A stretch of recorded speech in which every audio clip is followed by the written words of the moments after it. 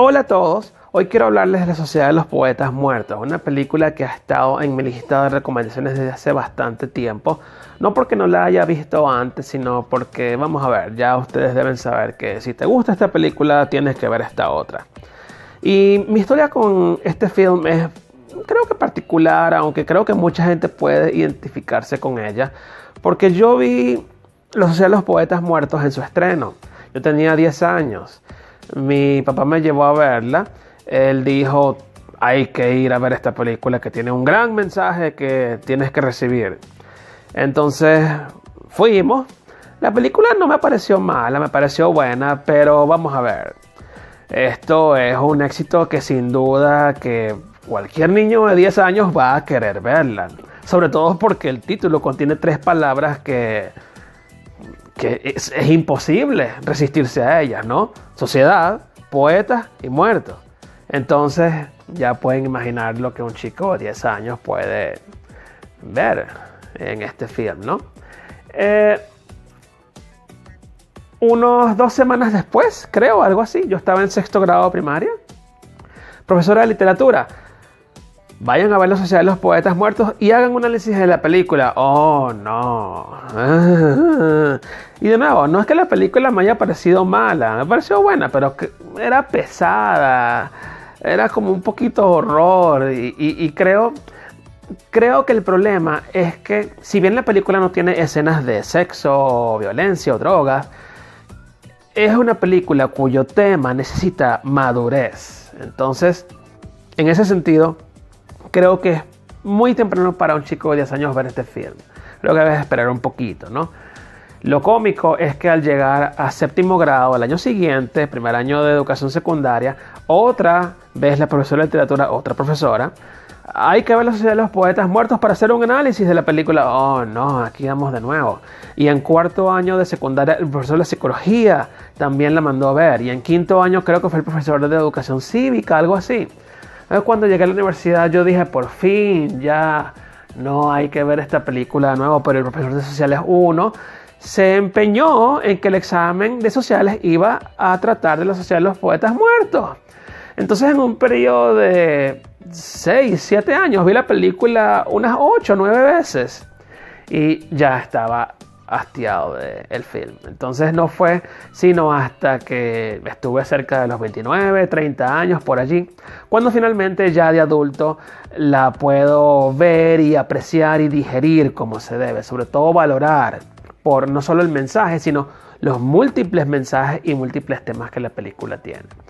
Entonces hace como unas 3 o 4 semanas, 2, 3, 4 semanas, la vi en mi lista de recomendaciones y estuve haciendo un poco de memoria y me puse a recordar que después que yo la vi en la universidad, en primer año de la universidad, hasta, yo qué sé, 30, 35 años, yo recuerdo que mis compañeros, mis grupos de amigos de la universidad, del trabajo, de vez en cuando sacaban alguna frase de la película. Carpe diem, seize the day, a ver el mundo desde un punto de vista distinto, etcétera, etcétera. Entonces yo pensaba, pero si esta película yo la recordaba tan tediosa, tan pesada, ¿por qué tiene tantas frases y escenas memorables? Entonces me di cuenta que en efecto es una película que es memorable. ¿Es un clásico? No, porque no se puede mencionar en la misma oración como podría estar Vértigo, 2001, Ciudadano Kane.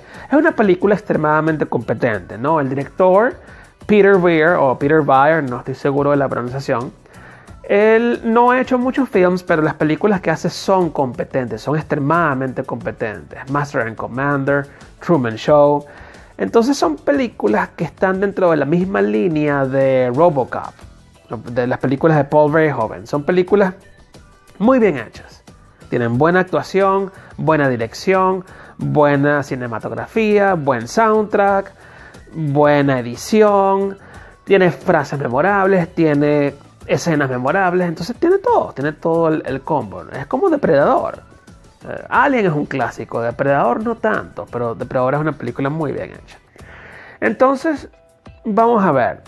Ya recientemente, ya con adultos, con mucha experiencia en el mundo, Veo la película hace 2, 3, 4 semanas y la miro como una metáfora de la vida, una metáfora de cómo uno interactúa en la sociedad, en un sistema. Y cada uno de los personajes del film es un reflejo de las personas con las cuales uno se encuentra. En tu grupo de trabajo siempre hay alguien como Neil Perry, el idealista, el soñador, el que te hace perseguir tus sueños, el que te motiva, el que te empuja, pero que muy en el fondo tiene ciertos traumas o deseos reprimidos o frustraciones debido a su padre o por X y o Z razón. Siempre hay alguien como Todd Anderson, que es el chico tímido, callado, que habla con voz baja, que le da miedo hablar en público, que no sabe qué va a pensar la gente al respecto de lo que va a decir. Hay alguien como Charlie Dalton en No Wanda, que es el irreverente, el que rompe las reglas, y es muy interesante. De nuevo, esto lo aprecias ya de adulto, ¿no? Que es una ironía que haga falta alguien como Charlie para que exista alguien como Cameron. Tiene que haber desorden para que exista el orden. Y el personaje de Charlie a mí me fascina mucho y creo que es uno de los que a la gente le gusta más. Porque dentro de toda la irreverencia que él tiene y de montar, yo qué sé, llamadas por teléfono que Dios le llama para que le dé un mensaje al director en una reunión pública, pero tiene ese componente de lealtad hacia su grupo de amigos. Yo tengo uno de mis mejores amigos que es muy parecido a Charlie. Es alguien que es irreverente, que tú no sabes qué puede hacer cualquier cosa, pero al final del día él es leal, tiene mucho compromiso con su grupo de amigos y su familia. Luego están Mix y Tibbs, creo, que son los chicos nerds. Están dentro del sistema, pero al mismo tiempo están como innovando. Por eso el tema con la radio de ellos que ellos quieren construir. Siempre pensé si de verdad era necesario que hubiese dos personas interpretando en esencia lo que es un mismo personaje. Es como lo que pasó con Fenster en Sospechosos Habituales, que es un personaje que tiene un propósito. En esa película el propósito del personaje de Fenster era morir a manos de Keyser Söze antes del robo. En este caso Mix y Tibbs son como la misma persona, pero creo que es para crear bulto, ¿no? En el grupito de los estudiantes. Luego está Cameron, que es el que sigue las reglas. Y el, vamos a decirlo con mucha sutileza, el que te puede apuñalar por detrás porque busca su propio interés, ¿no? Digamos, el egoísta del grupo. Siempre hay alguien así. Y siempre hay alguien así en todos los grupos, con todos los personajes que hemos nombrado. Knox, el chico que es enamoradizo, que sabe que el tren del amor pasa una vez cada cierto tiempo y que se enamora perdidamente de esta chica, aunque lo que hizo fue verla. Y más nada, la chica incluso se lo dice, ni siquiera me conoces. Y él va al salón y le lee un poema, y es muy cómico porque él va a leerle el poema y nosotros, la audiencia, ni siquiera nos enteramos de qué fue el poema, ni nos enteramos de qué fue lo que pasó con él y la chica después de la cita que tuvieron, por lo menos en el largo plazo, ¿no? Entonces, bueno, por supuesto, pero digamos de último en el análisis, está el profesor Keating, ¿no? Que es el punto de concentración de esta masa, donde todo esto se acumula y gira en torno a él. El profesor Keating es alguien fascinante. Cada vez que Robin Williams aparece en escena es para verlo y sentarse a admirarlo. Mucha gente no le gustó la actuación, hay gente que no estuvo de acuerdo con el ángulo que él le dio, el enfoque. A mí me parece que estuvo fenomenal, perfecto. Creo que era difícil interpretar a ese papel, no mucha gente lo pudo haber hecho. Y es alguien que intriga mucho, porque está en un sistema cerrado, ¿no? En este colegio privado élite, y digamos tiene la misión de al mismo tiempo preparar a un grupo de muchachos para posiciones privilegiadas en el mundo, pero también tiene la misión de desafiarlos y empujarlos a que sigan sus sueños y rompan las reglas un poco, ¿no? Entonces siempre me llamó mucho la atención eso. Por ese motivo, la película es como una serie de inconsistencias e ironías filosóficas, ¿no? Que son temas dentro de los films de Peter Weir o Weir, como se diga. Perdón si no tengo la pronunciación muy bien. Pero Truman Show sucede lo mismo. Master and Commander sucede también algo similar. Entonces, creo que esa es la fortaleza de la película, ¿no? Como tristemente e irónicamente las cosas funcionan, pero la vida continúa a pesar de las tragedias, las situaciones indeseables, la muerte de Neil Perry, la expulsión de Charlie, pero la vida continúa. Y esa creo que es la metáfora principal que el film trata de transmitir.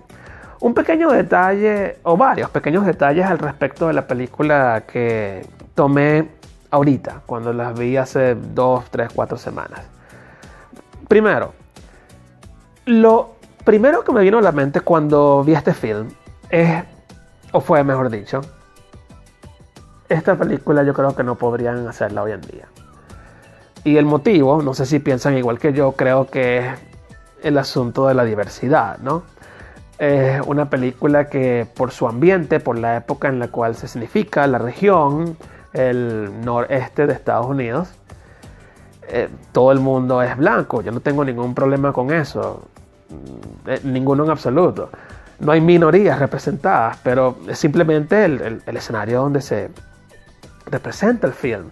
Pero me dio mucha curiosidad porque a lo largo transcurría el film, yo pensaba, creo que ningún estudio le daría luz verde a este film en las condiciones como está en este momento, porque los estudios actualmente abogan por la diversidad, ¿no? Me pareció un detalle interesante para mencionar. El segundo detalle, que creo que es lo más importante y que no había captado en ninguna de las veces anteriores que había visto La Sociedad de los Poetas Muertos, incluso cuando la vi de adulto, cuando tenía 29, 30 años, por allí. Cuando Neil tiene, digamos, la presión del padre, Kurtwood Smith, que también merece una pequeña mención. Kurtwood Smith es una presencia intimidante. Solamente hace falta que aparezca para tenerle miedo, el señor Perry. Solamente hace falta que vea a la cámara para tú sentirte intimidado por él, asustado. Entonces, el papá de Neil ciertamente lo tiene, digamos, aprisionado, lo tiene sometido, lo tiene encarrilado. Tú vas a hacer lo que yo diga, como yo diga, cuando yo diga.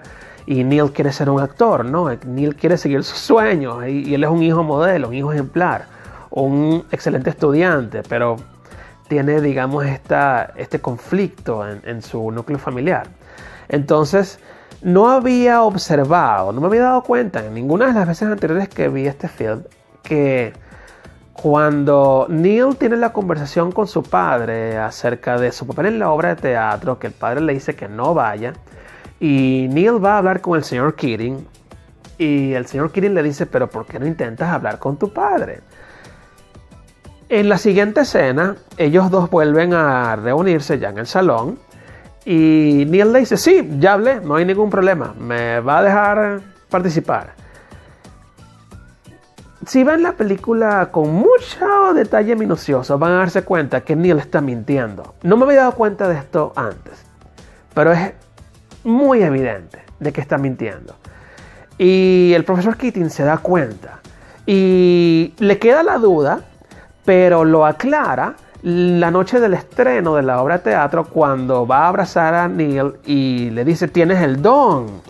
Y lo va a abrazar porque está tan feliz, tan orgulloso de que en efecto Neil le había dicho que había hablado con su padre, pero en realidad no fue así. El padre lo regaña en el momento, le dice, entra al carro, aléjese de mí, no quiero volver a verlo. Y allí es cuando se da cuenta que en efecto Neil le mintió. Que Neil siguió sus sueños a costa de engañar a todo el mundo. Y es un detalle pequeño, pero me hizo elevarle la calificación a la película. Ya la tenía alta, pero me hizo subirla un poco más. Me causó mucha satisfacción ese pequeño inserto de parte del director. Lo único que le cuestionaría al film es la secuencia, casualmente la secuencia del suicidio de Neil. Yo la hubiese hecho más corta, creo que fue muy predecible. Incluso yo de chico, de 10 años, cuando lo vi por primera vez, me di cuenta que Neil se iba a suicidar apenas empezó la secuencia. Creo que esa parte la hubiese hecho mucho más reducida y fue parte de lo que me hizo tener la percepción de que la película era un poco pesada en esa época. Aún hoy la paso, pero creo que esa pequeña escena la hubiese recortado un poco. Finalmente, el último detalle que les quería mencionar era la razón por la cual quería hacer este video, ¿no? Y fue porque una de las personas a las cuales les he dado mi libro para leerlo, a cambio de una reseña, me hizo un cuestionamiento acerca de mis puntos de vista. Me dijo por qué dices esto de esta forma, etcétera, etcétera. Este ángulo es inusual. Y sin pensarlo, sin ni siquiera haberlo planificado, y esto fue antes de ver la película ahorita hace 4 semanas, fue hace como un mes y medio, le dije a la persona, porque cuando yo era niño, vi una película llamada Sociedad de los Poetas Muertos, y una de las escenas más memorables es cuando el profesor Keating se monta encima del escritorio y le dice a sus estudiantes, sus alumnos, siempre hay que ver el mundo de forma distinta. Tanto caminar en el mismo sitio de la misma forma todos los días en el mismo lugar te nubla el juicio y hace que te conviertas en parte del sistema y te involucres tanto que no tengas la capacidad de ver las situaciones como se deben. Entonces siempre hay que ver las cosas desde un punto de vista distinto. Eso fue lo que le contesté a esta persona. Mi ángulo en el libro acerca de lo que pasó en Venezuela, mi libro Manual para destruir un país caso 1 Venezuela, mi ángulo es inusual, es distinto porque siempre me ha quedado esa enseñanza desde que vi Sociedad de los Poetas Muertos. Siempre trataba de ver las cosas desde un punto de vista distinto para tener un contexto diferente de la situación. Entonces, dicho eso, creo que la fortaleza del film es ese reflejo de la metáfora de la vida en todo ambiente. Sobre todo, de nuevo repito, esto lo aprecias cuando eres adulto y que tienes tanta experiencia tanto en el área educativa como profesional. Hay perfiles y todos estos perfiles calzan cada uno dentro de estos grupos. Incluso el personaje de Hopkins, creo que se llama, el chico que lee el poema corto, The Cat Sat on the Mat. Es un personaje tan... ¿Cómo describirlo? Es tan incoherente, pero al mismo tiempo causa una impresión en la audiencia tan memorable que el chico, incluso al final de la película, es de los que se posa encima de su pupitre para apoyar al profesor Keating cuando lo despiden. Y es ese tipo de persona que tú compartes con ella o él y no sabes lo que está haciendo. La persona hace su trabajo, parece que el mensaje no le llega, pero en realidad sí le llegó. Y eso es precisamente uno de los aspectos que más me encantan de la película. El hecho de que un personaje tan irrelevante como este chico de Cat Sat on the Mat se haya vuelto un anclaje en la película. Entonces es de verdad muy, muy, muy satisfactoria la experiencia. Les invito, sobre todo a las personas de mi generación, que, repito, quizás tuvieron la misma experiencia porque mucha de la gente con la que yo me crié en mi colegio y universidad, les mandaron a ver la película de adolescentes, incluso de preadolescentes. Y no sé si habrán tenido la misma percepción que yo, pero definitivamente de adulto la película tiene un peso extraordinario y un valor muy, muy, muy alto. No tan alto para que hagan que sus chicos de 10 años la vean, esperen un poquito más, pero sí es muy, muy valioso. Entonces, espero que les haya gustado el video. Vean la película cuando tengan la ocasión y nos vemos en el próximo. Muchas gracias.